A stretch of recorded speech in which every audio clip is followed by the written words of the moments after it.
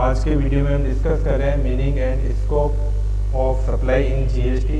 तो सप्लाई से रिलेटेड जो पिछले वीडियो थे उसमें हमने थ्योरेटिकल पोर्शन कंप्लीट कर लिया है, जिसमें सप्लाई का मीनिंग, उसके कैरेक्टरिस्टिक्स, स्कोप और हमने लिस्ट भी एक डिस्कस की थी कौन कौन से गुड्स और सर्विसेज है वो सप्लाई के स्कोप से बाहर रखे जाएंगे। अब इन जो हमने थ्योरेटिकल पोर्शन किया है उसको और अच्छे से समझने के लिए हम एक इलस्ट्रेशन कुछ समझेंगे, जिससे कि आपको जो थ्योरेटिकल पोर्शन है वो और अच्छे से समझ में आ जाए। तो हम कुछ ट्रांजैक्शन लेंगे, उसमें देखेंगे कि वो सप्लाई के स्कोप में कवर हो रहे हैं या नहीं हो रहे हैं। तो इलस्ट्रेशन के लिए नेक्स्ट स्लाइड्स पे चलते हैं। Illustration 1, explain the reason whether the following transaction qualify as supply और not under the TGST act. तो हमको कुछ ट्रांजैक्शन दिए हुए हैं, वो TGST एक्ट के अंदर ट्रांजैक्शन जो है वो सप्लाई के अंदर कवर होते हैं या नहीं होते हैं उसको हमको बताना है। तो ट्रांजैक्शन को हम एक एक को प्रॉब्लम को डिस्कस करेंगे। ट्रांजैक्शन के अंदर देखेंगे कि उसमें जो हमने मीनिंग समझा था सप्लाई का या स्कोप था या एलिमेंट जो देखे थे वो उसके अंदर कवर हो रहे हैं कि नहीं हो रहे हैं। तो वो ट्रांजैक्शन जो है वो सप्लाई के अंदर कवर होगा या नहीं होगा, या एक्सेप्शन के अंदर है तो उसको हम समझेंगे। पहला ट्रांजैक्शन ले लेते हैं। An automobile dealer sold a scooter for ₹60,000 to a person for his personal use. Input tax credit was availed by the dealer on the purchase of the scooter. तो हमने जीएसटी के अंदर मेन एलिमेंट्स क्या लिए थे meaning के अंदर? पहले तो गुड्स होना चाहिए, तो गुड्स स्कूटर हो गया। कंसिडरेशन भी है 60,000 और कोर्स ऑफ बिजनेस में भी है। ऑटोमोबाइल डीलर है वही स्कूटर को बेचेगा, कोई बिजनेस के पर्पज से बेचेगा। ऑटोमोबाइल डीलर का काम ही होता है कि वाहनों की बिक्री होगा, तो उसने स्कूटर बेचा है तो कोर्स ऑफ बिजनेस में हो गया। इनपुट टैक्स क्रेडिट लिए तो रजिस्टर्ड पर्सन भी हो गया। तो कंसिडरेशन भी है, गुड्स भी है, रजिस्टर्ड पर्सन भी है, कोर्स ऑफ बिजनेस में भी है। तो सारे एलिमेंट जो सप्लाई के है वो कवर हो रहे हैं। तो ये GST एक्ट के अंदर कवर होगा। अब आपको फॉर्मल लैंग्वेज क्या लिखनी है उसको भी आंसर को हम देख लेते हैं। तो पहले का सॉल्यूशन ये है, according to section 7 subsection 1A of the Central Goods and Service Tax Act 2017, supply of goods or service both include sales, transfer, exchange, barter, etc. for consideration in the course of or in the pursuance of business. Since scooter is a goods, ₹60,000 is a consideration and sales have been made by a registered person which shows that sales have been made in the course of business, and such transactions shall be treated as supply. Only a registered person can claim benefit of input tax credit. ये आपको formal language लिखनी है answer में। तो हमने देख लिया, पहले उसको समझिए कि उसके एलिमेंट्स में क्या क्या कवर हो रहे हैं। सप्लाई के एलिमेंट्स जो है मेन उसमें कवर हो रहे थे। अब हम सेकंड प्रॉब्लम लेते हैं। A registered dealer sold 100 share of a public limited company for ₹2 lakh to an employee of a private limited company, received an old car on of his personal use as consideration. अब consideration तो इसके अंदर है, लेकिन देखो इसके अंदर main चीज़ जो है गुड्स नहीं है। गुड्स क्या है?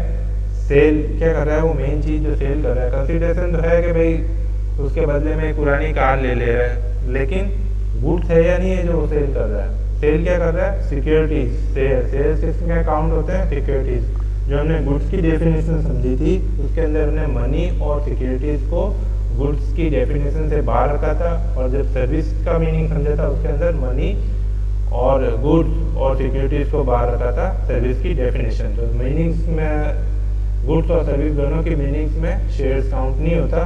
तो ये क्या हुआ, इसमें कंसिडरेशन तो है लेकिन रजिस्टर्ड डीलर भी है, लेकिन शेयर्स है वो कमोडिटी के अंदर या गुड्स के अंदर काउंट नहीं होता। तो ये क्या होगा, ये बाहर हो जाएगा सप्लाई के स्कोप से। तो ये GST एक्ट के अंदर सप्लाई नहीं होगी। अब इसका फॉर्मल आंसर देख लेते हैं। For treating any transaction as supplied, it is necessary that goods or services must be supplied. But under section 2, subsection 52, definition of goods does not include securities, share or securities. Similarly, under the section 2, subsection 102, definition of services does not include securities. Hence, sale of shares not be treated as supply. तो मैंने वैसे पहले आपको समझा दिया था कि supply में काउंट नहीं होगा। क्या नहीं काउंट होगा? सिक्योरिटीज काउंट नहीं होगी। तो ये सप्लाई से बाहर है। अब हम थर्ड ट्रांजेक्शन ले लेते हैं। ABC limited give its 10 old computer to a charitable school permanently for no consideration. Input tax credit was availed on these computers.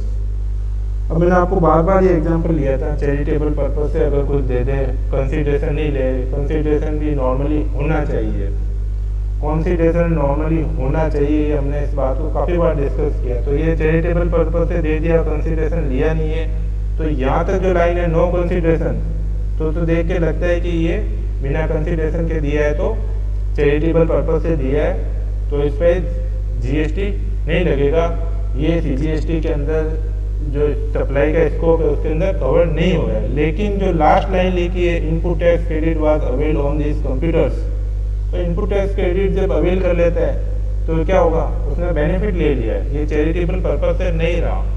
जैसे ही हम देख लेते हैं कि इनपुट टैक्स क्रेडिट अवेल कर लिया, ये हमने एक्सेप्शन में भी पढ़ा था कि कब कब ना स्कोप जब हम पढ़ रहे थे सप्लाई का स्कोप, तो हमने कुछ एक्सेप्शन पढ़े थे, उसके अंदर हमने देखा था कि कब कब बिना कंसीडरेशन के भी सप्लाई मान ली जाती है। तब उसमें बोला कि चैरिटेबल पर्पस से भी दिया है और इनपुट टैक्स क्रेडिट अवेल कर लिया है, तो वो क्या होगा, वो सप्लाई के अंदर काउंट हो जाएगा। तो इसके अंदर क्या होगा, जो ये 10 ओल्ड कंप्यूटर बेचे हैं ये सप्लाई के अंदर काउंट होंगे और इस पर जीएसटी लगेगा। अब हम इसका फॉर्मल आंसर भी देख लेते हैं। According to section 7 subsection 1C of the Central Goods and Service Tax Act 2017, activities mentioned in the Schedule 1st of this Act shall be treated as supply of goods even if made without consideration. It has been mentioned in Schedule 1st of this Act that if any business's assets on which input tax credit has been availed is transferred permanently, then such transaction shall be considered as supply even if the transfer is made without consideration. Since ABC Limited has transferred the computers to charitable school permanently and the company has also availed input tax credit on these computers, hence such transactions shall be considered as supply even if computers are transferred without consideration. तो ये क्या exception के अंदर आ गया, इसके अंदर अगर input tax credit वाला मामला नहीं आता तो ये सप्लाई के अंदर काउंट नहीं होता। लेकिन जैसे इनपुट टैक्स क्रेडिट लिया तो उसने क्या बेनिफिट ले लिया, अगर उसने क्रेडिट ले लिया जीएसटी का तो उसको फिर जीएसटी पे करना पड़ेगा सप्लाई के ऊपर। तो ये अगर इनपुट टैक्स क्रेडिट अवेल नहीं करता तो ये सप्लाई के अंदर काउंट नहीं होता। अब हम फोर्थ ट्रांजेक्शन को ले लेते हैं। Mohan associate private limited company provides management consultancy services to Sohan private limited in which Mohan associate has controlling right. Nothing is charge by the Mohan associate for such services. अब ये भी देखो एक्सेप्शन का केस है। एक्सेप्शन में हमने पढ़ा था ना कंट्रोलिंग राइट हो, हमने रिलेटेड पर्सन की डेफिनेशन समझी थी और रिलेटेड पर्सन की डेफिनेशन में हमने खूब सारे पॉइंट डिस्कस किए थे। उसमें हमने लिखा था कि है ना, हमने एक पॉइंट डिस्कस किया था कि एनी पर्सन वेदर डायरेक्टली और इनडायरेक्टली होल्ड ओन्स और कंट्रोल 25 और मोर वोटिंग राइट और share of both of them. तो कंट्रोल वर्ड उसमें आ चुका था। तो इसमें क्या है कि कंट्रोलिंग राइट्स है किसके, मोहन एसोसिएट के। तो मोहन एसोसिएट के कंट्रोलिंग राइट्स है किसके अंदर, सोहन प्राइवेट लिमिटेड के अंदर। तो ये रिलेटेड पर्सन होता है। अब ये जो बिना कंसिडरेशन के भी अगर कुछ सर्विस प्रोवाइड कर रहे हैं तो वो काउंट होगी किसके अंदर, स्कोप ऑफ सप्लाई में काउंट हो जाएगी। जीएसटी के अंदर टैक्सेबल इवेंट अकर हो जाएगा, सर्विसेज प्रोवाइड करती और टैक्स लायबिलिटीज अराइज हो जाएगी। ये जो है ये एक टैक्सेबल इवेंट है, टैक्सेबल सप्लाई है, सप्लाई की क्वालिफाई हो जाएगा एज ए सप्लाई। अब इसकी हम फॉर्मल आंसर देख लेते हैं। According to section 7 subsection 1C of Central Goods and Service Tax Act 2017, activities mentioned in Schedule 1st of this Act shall be treated as supply of goods even if made without consideration. तो ये exception के अंदर है। If it has specifically mentioned in Schedule 1st that if there is a supply of goods or services or both between related person or distinct person in the course of or in the furtherance of business, it shall be treated as supply even if it made without consideration. It has been specifically mentioned in explanation to section 15 of this act that one of them directly or indirectly control the other person, they shall be treated as related persons. Since Mohan Associate controls Sohan Associate, hence as per section 15 they are related person. As Mohan Associate has provided management related consultancy services in the course of business, hence it shall be considered as supply even if the supply without consideration. ये exception वाला case था controlling right की वजह से ये service देना तो उसका काम ही था अमाउंट एसोसिएट का। तो ये कोर्स ऑफ बिजनेस में तो था ही, लेकिन कंसिडरेशन नहीं दिया था। लेकिन रिलेटेड पार्टी होने की वजह से सेक्शन 15 के अकॉर्डिंग बिना कंसिडरेशन के भी ये क्या होगा, सप्लाई में काउंट हो जाएगा। तो ये एक्सेप्शन वाला एग्जाम्पल था। अब हम 5वां एग्जाम्पल ले लेते हैं लास्ट।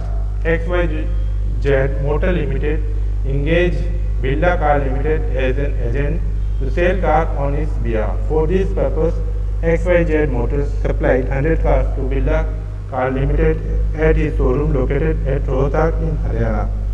अब हमने एक्सेप्शन जब समझा था उसके अंदर हमने ये भी लिया था कि प्रिंसिपल अगर एजेंट को सप्लाई करे तो वो एक एक्सेप्शन है, बिना कंसिडरेशन के भी सप्लाई करे तो टैक्स चार्ज GST जो है वो चार्ज हो जाएगा, सप्लाई के डेफिनेशन में कवर हो जाएगा, as a supply transaction qualify हो जाएगा। क्यों? क्योंकि गवर्नमेंट चाहती है कि बिना कभी भी गुड्स का मूवमेंट हो तो एक बार तो GST ले ले, भले ही वो बाद में इसका इनपुट टैक्स क्रेडिट लेके वो वापस सेटल हो जाएगा ट्रांजेक्शन। लेकिन गवर्नमेंट नहीं चाहती है कि गुड्स का मूवमेंट हो विदाउट टैक्स दिए हुए, और जब गुड्स का मूवमेंट हो तो टैक्स का इन्वॉइस सब साथ में हो, जिससे कि क्या है कि फ्रॉड भी नहीं हो, बिना टैक्स इवेजन भी नहीं हो। तो गवर्नमेंट चाहती है कि प्रिंसिपल भी जब एजेंट को कार्ड वगैरह भेजे तो वो GST चार्ज कर ले, भले ही बाद में उसकी इनपुट टैक्स क्रेडिट मिल जाएगी, लेकिन गवर्नमेंट चाहती है कि रेवेन्यू का लॉस नहीं हो और टैक्स जो है उसकी चोरी नहीं हो। इसलिए जब भी मूवमेंट हो तो वैलिड इनवॉइस हो और जिसमें टैक्स GST वगैरह अप्लाई हुआ हो। इसीलिए ये जो एक्सेप्शन के अंदर है प्रिंसिपल और एजेंट वाला एग्जाम्पल है, तो ये ट्रांजेक्शन जो है वो GST के अंदर कवर हो जाएगा। फॉर्मल जो इसकी आंसर आपको लिखना है वो भी डिस्कस कर लेते हैं। According to Section 7, Subsection 1C of the Central Goods and Service Tax Act 2017, activities mentioned in Schedule 1 of this Act shall be treated as supply of goods, even if made without consideration. It has been mentioned in Schedule 1 that supply of goods by a principal to his agent without consideration, where the agent undertakes to supply such goods on behalf of the principal, is considered as supply, even if such supply is made without consideration. Hence, as per the above provisions, supply of 100 cars by XYZ Motor Limited principal to Birla Car Limited agent shall be considered as supply, even if such supply is without consideration. तो यही है कि government ये principal और agent का case है और इस केस में कंसिडरेशन की नीड नहीं है GST एक्ट के अकॉर्डिंग, तो ये सप्लाई में काउंट हो जाएगा आपके विदाउट कंसिडरेशन भी। तो ये जो एग्जाम्पल था ये कुछ इलस्ट्रेशन थे इस वीडियो में। इस वीडियो की सहायता आपसे आपको कुछ और क्लियर हो गया होगा जो हमने अभी तक जो भी थ्योरेटिकल पोर्शन डिस्कस किया। इसके बाद एक नेक्स्ट वीडियो में हम और कुछ प्रैक्टिकल प्रॉब्लम्स लेंगे जिससे और अच्छे से आपको ये जो हमारा थ्योरेटिकल पोर्शन GST का सप्लाई का स्कोप वगैरह आपको और अच्छे से मीनिंग वगैरह समझ में आ जाएगा। इस वीडियो में इतने ही। Thank you.